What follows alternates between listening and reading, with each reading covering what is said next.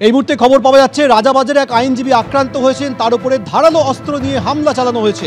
সৌমিত্র রায় আমাদের প্রতিনিধি এই মুহূর্তে রয়েছে, কিন্তু তার সৌমিত্রের কাছে যাবো, তবে তার আগে আপনাদের আরও একবার জানাবো রাজাবাজারে এক আইনজীবী আক্রান্ত হয়েছেন, ধারালো অস্ত্র নিয়ে হামলা চালানো হয়েছে। সত্যজিৎ বৈদ্য আমাদের প্রতিনিধি এই মুহূর্তে সরাসরি রয়েছে। সত্যজিৎ, দেখো এই মুহূর্তে রাজাবাজারের ছবিটা আমি তোমাকে দেখাবো, ঠিক যে জায়গাটাতে ঘটনা ঘটেছে সরাসরি সেই জায়গার ছবি দেখাবো। যে ঘন্টাখানেক আগের ঘটনা তুমি দেখতে পাচ্ছ, এখনও রক্তের দাগ রয়েছে এবং স্থানীয় বাসিন্দাদের মধ্যে উৎকণ্ঠা আতঙ্ক রয়েছে। যেমনটা ঘটনা এখানকারই বাসিন্দা, অর্থাৎ এই যে বাড়ির ঢোকার মুখ দেখতে পাচ্ছ, এই বাড়িরই বাসিন্দা বছর 35-এর মাজিদ আক্তার। তিনি ঘণ্টাখানেক আগে বাড়িতে যখন ঢুকতে যাচ্ছিলেন, রাতের খাবার নিয়ে তিনি বাড়িতে ঢুকছিলেন, যেমনটা তার পরিবারের সদস্যরা জানাচ্ছেন, তিনি কিন্তু এই বাড়ির ঢোকার মুখেই আক্রান্ত হন।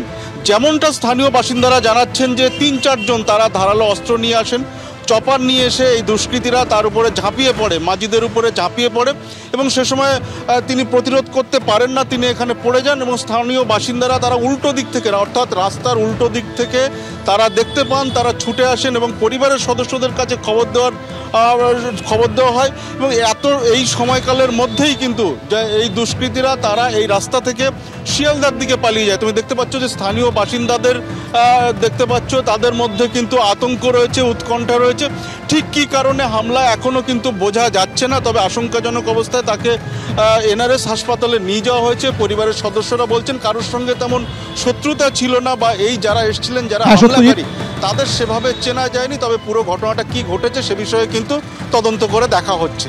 সত্যি তুমি আমাদের সঙ্গে থাকো। রাজাবাজারে আক্রান্ত হয়েছেন এক আইনজীবী, রক্তাক্ত অবস্থায় তাকে এই মুহূর্তে হাসপাতালে নিয়ে যাওয়া হয়েছে। কারা আক্রমণ করলো, কী কারণে হামলা, গোটা বিষয়টি স্পষ্ট নয়। অন্যদিকে নিউ গড়িয়ায় বৃদ্ধা খুনের ঘটনার পর নড়েচড়ে বসল পুলিশ। শহরবাসীর নিরাপত্তায় বাড়তি সতর্ক কলকাতা পুলিশ। সিপির নির্দেশে থানায় থানায় ফর্ম পাঠানো হচ্ছে, যে ফর্মের মধ্যে নথিভুক্ত থাকবে পরিচারক, আয়া ও গাড়ি চালকদের সম্পর্কে বিস্তারিত তথ্য। ফর্মে ভাড়াটে সম্পর্কেও নথিভুক্ত করতে হবে তথ্য। নিউ গড়িয়ায় বৃদ্ধা খুনের পর সিদ্ধান্ত নিয়েছে কলকাতা পুলিশ। নিউ গড়িয়ায় বৃদ্ধাকে খুনের অভিযোগে গ্রেপ্তার সদ্য কাজে যোগ দেওয়া আয়া। গ্রেপ্তার করা হয় আয়া আশালতা সর্দার ও তার এক সঙ্গী জালাল মীরকে।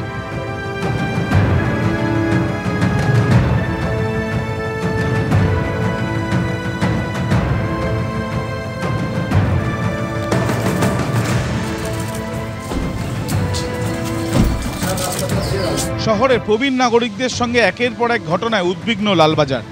ইতিমধ্যে জানা যাচ্ছে যে থানায় থানায় কলকাতা পুলিশ কমিশনারের নির্দেশে লালবাজার পাঠাতে চলেছে বিশেষ ফর্ম, যে ফর্মে বিভিন্ন এলাকায় কারা কারা থাকছে, বিশেষ করে যারা পরিচারক বা পরিচারিকা, তাদের ডিটেলস থাকবে সেখানে, নাম পরিচয়, এবং তার সঙ্গে সঙ্গে যে গাড়ির চালকরা বিভিন্ন জায়গায় ভাড়া নিয়ে রয়েছেন বা ঘর বা ফ্ল্যাট যারা ভাড়া নিয়েছে তাদেরও বিভিন্ন তথ্য সেই ফর্মে লিখে রাখবে পুলিশ।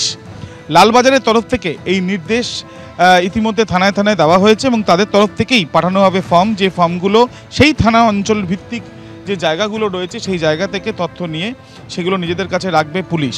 আমরা দেখেছি যে পঞ্চশায়র থানা অঞ্চলে যে ঘটনা ঘটেছে, যেখানে বৃদ্ধাকে খুন করা হয়েছে নৃশংসভাবে, এবং তার সঙ্গে তার কয়েকদিন আগে আমরা দেখেছি যে মুচিপাড়াতে এই ঘটনা ঘটেছে, এবং এই ঘটনা যাতে কোনো না কোনোভাবে এই ঘটনাগুলোকে আটকানো যায় বা কিছু ব্যবস্থা নেওয়া যায়, সেই জন্যই এই সিদ্ধান্ত, এমনটাই লালবাজার সূত্রে খবর।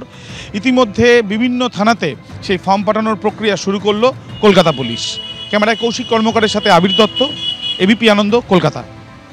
মাঝে মধ্যে তো অসহায় তো মনেই হয়, যা বয়স, যখন তখন কিছু হয়ে যেতে পারে, কে দেখবে। ওই পাড়াপড়শিরা যদি, আশপাশের মানুষজন যদি খবর পেল তাহলেই আসবে। প্রণাম প্রকল্প থেকে কোনো যোগাযোগ হয়নি। প্রত্যেকটা নাগরিকের ভালো হতো, যারা আমাদের মতো এজেড তাদেরকে যদি খোঁজ খবর পুলিশ থেকে করা হয় তাহলে তো খুবই ভালো, তারা নিশ্চিন্ত বোধ করবে।